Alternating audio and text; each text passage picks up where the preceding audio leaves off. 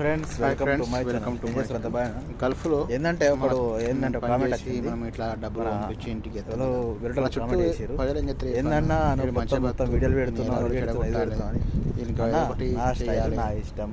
నేను వీడియోలు చేస్తాను మంచిగా ఎలా ఉండాలని చెప్పి మంచి లైఫ్ ఏంటంటే అందరికీ మంచి జరగాలని ఎన్నో చేస్తాను వచ్చిన వీడియో చేస్తారు నీకు నచ్చితే చూడు లేకుంటే లేదు ఎందుకంటే